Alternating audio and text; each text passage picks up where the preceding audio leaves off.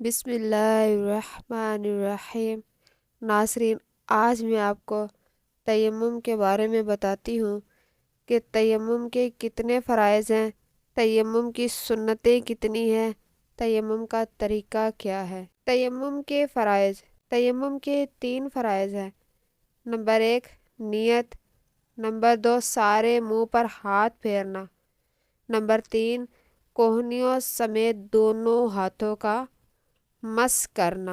تیمم کی سنتیں 10 ہیں۔ بسم اللہ شریف کہنا، ہاتھوں کو زمین پر مارنا، زمین پر ہاتھ مار کر لوٹا دینا یعنی آگے بڑھانا اور پھر پیچھے لانا، انگلیاں کھلی ہوئی رکھنا، ہاتھوں کو جھاڑ لینا یعنی ایک ہاتھ کے انگوٹھے کی جڑ کو دوسرے ہاتھ کے انگوٹھے کی جڑ پر مارنا اس طرح کہ تالی کی سی آواز نکلے، پہلے منہ پر پھر ہاتھوں کا مس کرنا، دونوں کا مس پے در پے ہونا، پہلے سیدھے ہاتھ کا پھر الٹے ہاتھ کا مس کرنا۔ مرد کے لیے داڑھی کا خلال کرنا، انگلیوں کا خلال کرنا جبکہ غبار پہنچ گیا ہو، اگر غبار نہ پہنچا ہو مثلاً پتھر وغیرہ کسی ایسی چیز پر ہاتھ مارنا جس پر غبار نہ ہو تو خلال فرض ہے۔ خلال کے لیے دوبارہ زمین پر ہاتھ مارنا ضروری نہیں ہے۔ تیمم کا طریقہ، تیمم کی نیت کیجیے۔ نیت دل کے ارادے کا نام ہے، زبان سے بھی کہہ لینا بہتر ہے، مثلاً یوں کہیں بے وضو اور بے غسلی یا دونوں سے پاکی حاصل کرنے اور نماز جائز ہونے کے لیے تیمم کرتی ہوں۔ بسم اللہ پڑھ کر دونوں ہاتھوں کی انگلیاں کشادہ کر کے کسی ایسی پاک چیز پر جو زمین کی قسم مثلاً پتھر، چونا، اینٹ، دیوار، مٹی وغیرہ سے ہو مار کر لوٹا لیجیے یعنی آگے ہاتھ بڑھائیں پھر پیچھے لائیں، اور اگر گرد زیادہ لگ گئی ہو تو جھاڑ لیجیے اور اس سے سارے منہ کا اس طرح سے مس کیجیے کہ کوئی حصہ رہ نہ جائے، اگر بال برابر بھی کوئی جگہ رہ گئی تو تیمم نہ ہوگا۔ پھر دوسری بار اسی طرح ہاتھ زمین پر مار کر دونوں ہاتھوں کا ناخنوں سے لے کر کوہنیوں سمیت مس کیجیے۔ کنگن، چوڑیاں، جتنے زیورات ہاتھ میں پہنے ہوئے ہوں سب کو ہٹا کر یا اتار کر جلد کے ہر حصے پر ہاتھ پہنچائیں، اگر ذرہ برابر بھی کوئی جگہ رہ گئی تو تیمم نہ ہوگا۔ تیمم کے مس کا بہترین طریقہ یہ ہے کہ الٹے ہاتھ کے انگوٹھے کے علاوہ وہ 4 انگلیوں کا پیٹ سیدھے ہاتھ کی پشت پر رکھے اور انگلیوں کے سرے سے کوہنیوں تک لے جائیں اور پھر وہاں سے الٹے ہی ہاتھ کی ہتھیلی سے سیدھے ہاتھ کے پیٹ کو مس کرتے ہوئے گٹے تک لائیں اور الٹے انگوٹھے کے پیٹ سے سیدھے انگوٹھے کی پشت کا مس کیجیے۔ اسی طرح سیدھے ہاتھ سے الٹے ہاتھ کا مس کیجیے، اور اگر ایک دم پوری ہتھیلی اور انگلیوں سے مس کر لیا تو تب بھی تیمم ہو جائے گا۔ کوہنیوں سے انگلیوں کی طرف لائیں یا انگلیوں سے کوہنی کی طرف لے جائیں مگر سنت کے خلاف ہوا۔ تیمم میں سر اور پاؤں کا مس نہیں ہے۔ جو چیز آگ سے جل کر نہ راکھ ہوتی ہے، نہ پگھلتی ہے، نہ نرم ہوتی ہے، وہ زمین کی جنس سے ہے تو اس سے تیمم جائز ہے، جیسے ریت، سرما، چونا، گندھک، پتھر، زبرجد، فیروزہ، عقیق وغیرہ جواہر سے تیمم جائز ہے، چاہے ان پر غبار ہو یا نہ ہو۔ پکی اینٹ، چینی یا مٹی کے برتن سے تیمم جائز ہے، ہاں اگر اس پر کسی ایسی چیز کا جرہم ہو جو جنس زمین سے نہیں، مثلاً کانچ کا جرہم ہو تو تیمم جائز نہیں۔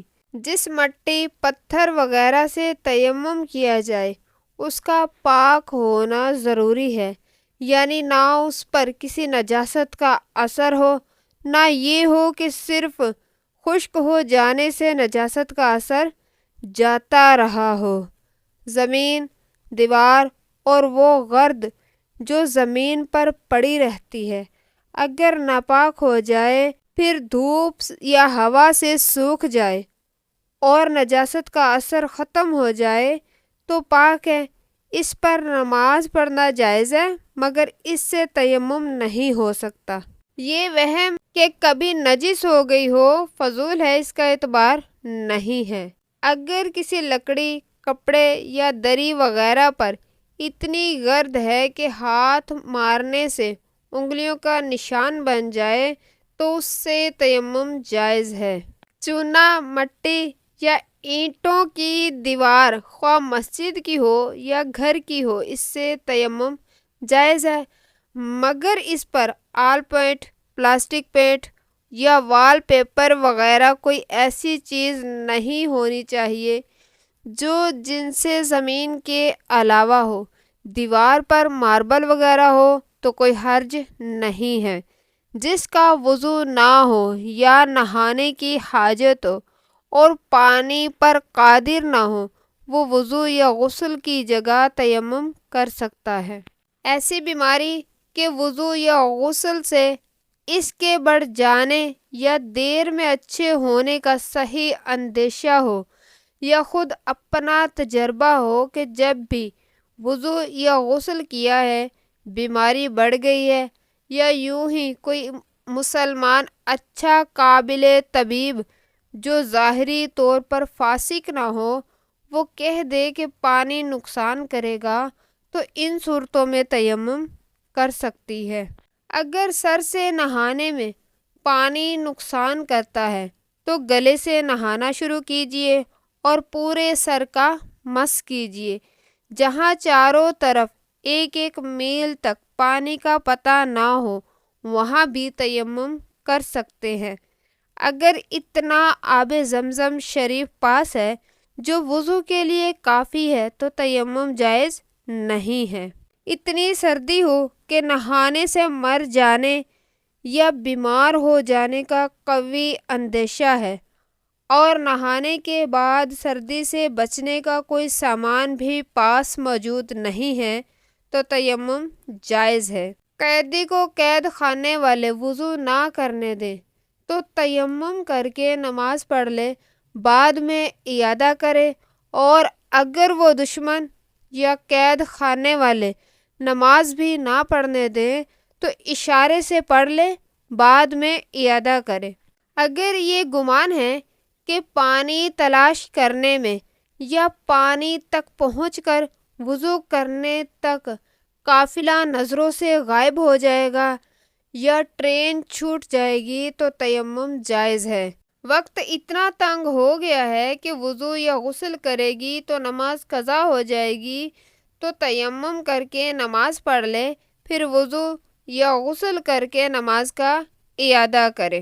عورت حیض یا نفاس سے پاک ہو گئی ہو اور پانی پر قادر نہیں تو تیمم کر سکتی ہے۔ اگر کوئی ایسی جگہ پر ہے جہاں نہ پانی ملتا ہے نہ ہی تیمم کے لیے پاک مٹی اس کے پاس موجود ہے تو اسے چاہیے کہ اس وقت نماز کسی صورت بنائے، یعنی تمام حرکات نماز بلا نیت نماز بجا لائے، مگر پاک پانی یا مٹی پر قادر ہونے پر وضو یا تیمم کر کے نماز پڑھنی ہوگی۔ وضو اور غسل دونوں کے تیمم کا ایک ہی طریقہ ہے۔ جس پر غسل فرض ہے اس کے لیے یہ ضروری نہیں کہ وضو اور غسل دونوں کے لیے دو تیمم کرے، بلکہ دونوں میں ایک کی نیت کر لے، دونوں ہو جائیں گے۔ اور اگر صرف غسل یا وضو کی نیت کی جب بھی کافی ہے۔ جن چیزوں سے وضو ٹوٹ جاتا ہے یا غسل فرض ہو جاتا ہے ان سے تیمم بھی ٹوٹ جاتا ہے، اور پانی پر قادر ہونے سے بھی تیمم ٹوٹ جاتا ہے۔ اگر ناک میں پھول وغیرہ پہنے ہوئے ہوں تو نکال لے، ورنہ پھول کی جگہ مس نہیں ہو سکے گا۔ ہونٹوں کا وہ حصہ جو عادتاً منہ بند کر لینے کی حالت میں دکھائی دیتا ہے، اس پر مس ہونا ضروری ہے۔ اگر منہ پر ہاتھ پھیرتے وقت کسی نے ہونٹوں کو زور سے بند کر لیا، کچھ حصہ مس ہونے سے رہ گیا تو تیمم نہیں ہوگا۔ اسی طرح زور سے آنکھیں بند کر لی جب بھی تیمم نہیں ہوگا۔ انگوٹھی، گھڑی وغیرہ پہنے ہوئے ہوں تو اتار کر یا ہٹا کر اس کے نیچے ہاتھ پھیرنا فرض ہے۔ چوڑیاں وغیرہ ہٹا کر ان کے نیچے مس کیجیے۔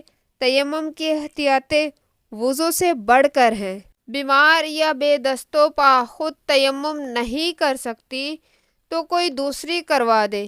اس میں تیمم کروانے والی کی نیت کا اعتبار نہیں، جس کو تیمم کروایا جا رہا ہے اس کو نیت کرنی ہوگی۔ اگر عورت کو وضو کرنا ہے اور وہاں کوئی نامحرم مرد موجود ہے جس سے چھپ کر ہاتھ کا دھونا اور سر کا مس نہیں کر سکتی تو تیمم کر سکتی ہے۔